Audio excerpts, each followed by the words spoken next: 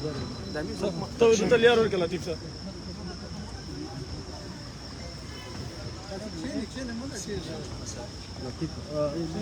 لطیف ته د لطیف ته لیار ورکړه. هو دلته لیار ورکړه وزیر هغه نه ګوره داسې حرکت ما کې لاس وار هم درته چې کښېنئ په آرام سره شئ. داسې حرکت ما کوي.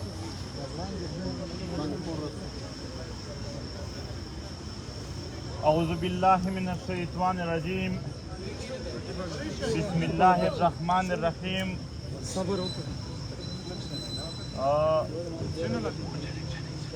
تقریبا حاضر خلق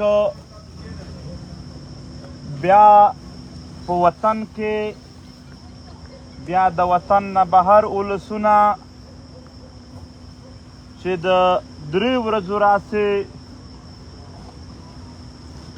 د ګیلمن په هکله ډېر په تشویش کې دي، ډېر په غم کې دي. په دې اسپتال کې دی په آی سی یو کښې پروت و، ورور یې دلته موجود و، عرفات ټول مشرتابه موجوده وه. هر څومره چې د ده په میډیکل کې د ده په علاج کې څومره هم امکانات وو هغه مو ټول په کار راوستل. په بهر هیوادونو کې چې څومره هم ښه ډاکټران ښه هسپتال وو هغه مو په کار راوستل، د هغو سره مو روابط ونیول. بیا نن د امریکې د ډېر غټ هسپتال ډاکټران هم راغلي وو، هغو هم دای چیک اپ یې وکړ. محترمو که څه هم دلته ډاکټرانو موږ ته یوه ورځ د مخې لا جواب کړی و، خو موږ بیا هم د تسلۍ دپاره هم په دنیا جهان کې او هم دلته په ښه ښه ډاکټرونو چیکاپس وکړل.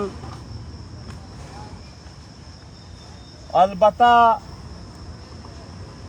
زمونږ په خوږ ورور باندې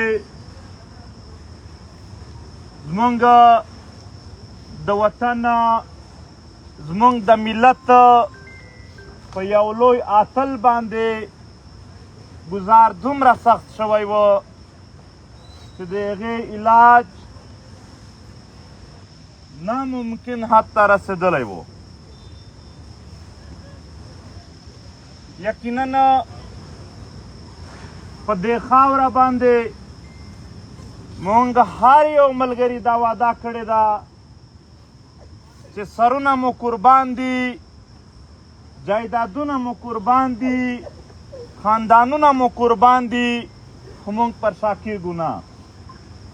ملګرو د خوږ وطن دپاره د خپل وطن د خپل ملت د خپلواکۍ ګټلو دپاره په یو ترتیب چې مونږ روان وو نو مونږ څه عام سړي نه بلکې په دې خاوره باندې د ارمان لوڼي په شان یو عظیم انسان چې هغه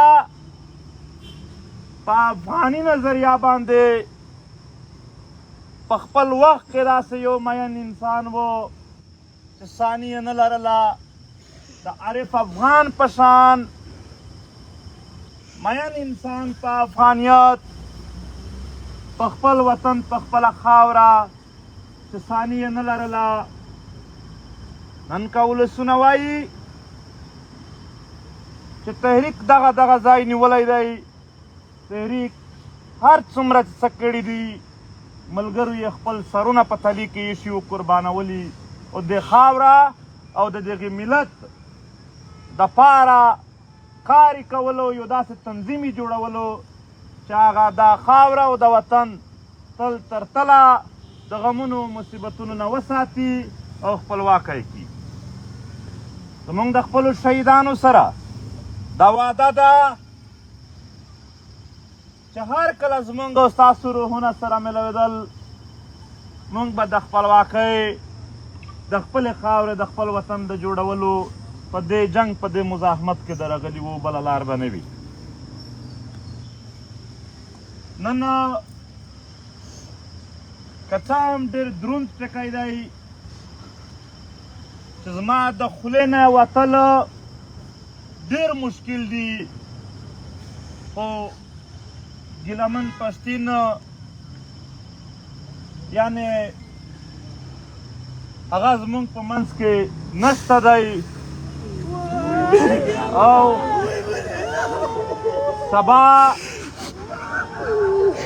سبا به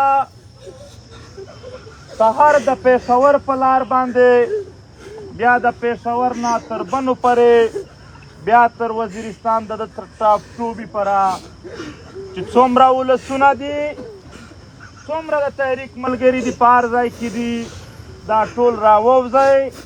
خپل کلي ته به یې ډېر په درانوي، ډېر په احترام، ډېر په لویي سره رسوو. د ګیلمن ورور را سره ولاړ دی. په دې ټول اعمالو کې یقینا د ورور په صفت د ټولې ورځې شپې دلته تېرولې موږ ورسره وو.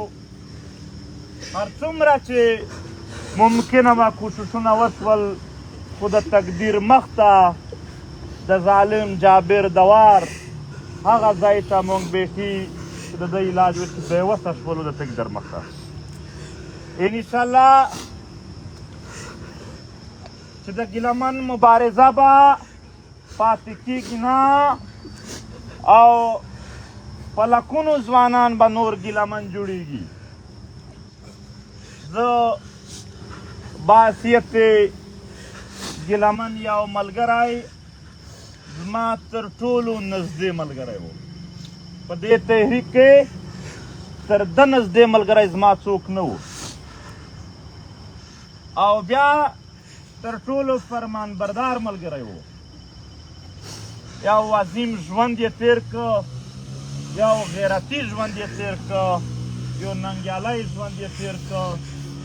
په ټول تاریخ کې به د ده ارمانونه، د ده مبارزه مونږ ورکولو ته ور نه کړو. ګیلمن کیدای شي جسماني نه وي موجود، خو د ګیلمن د مزاحمت روحیه به دا به زمونږ د ټولو په زړونو کې او په اعمالو کې ژوندی وي. محترمو، سهار ته هم اوس چونکې دوی پوسټمارټم هم کیږي، تر سهاره پورې وخت لګي چې پوسټمارټم یې کیږي. دغه ملګري چې کوم ذمه دار دي د تحریک، هغه د وار وي چې په کومو سیمو سبا د دغې عظیم انسان، د دغې عظیم پښتون افغان ملت یو اتل شهید مونږ په کومه لار ځو، د تحریک ټول ملګري به سره د خپلو ګاډیانو راوځي او موږ به ورسره ځو او عام اولسونه به هم ډېر په درانوي سره موږ ورسره ځو.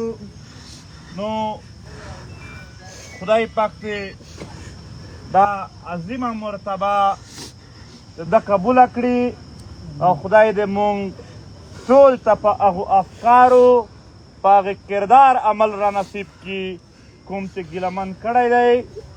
البته د د کورنۍ غړي هم ولاړ دي، زموږ ملګري هم ولاړ دي.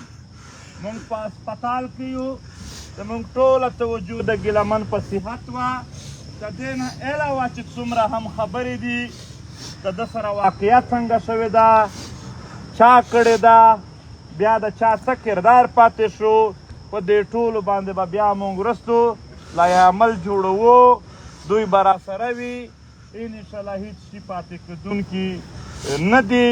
او بیا هم چې څه خبرې وي وار په وار به د خپلو ملګرو سره مخامخ کېږو. نو آباد اوسئ. را ملګري لږ ډاډه اوسه، پریشاني مه کوئ. جنازه یې سبا نه بله ورځ ده سبا سهار به دغه ځای نه شپږ اوه بجې وځو او بیا به د پېښور په لار ځو په لاره سیمه کې وطن خلک راوځي نو هغه سره به هم ملاوېږو ماښام ماسخوتن به کلي ته رسېږو بیا به دوی کلي خلک هم دی بله ورځ سبا بیا جنازې کېږي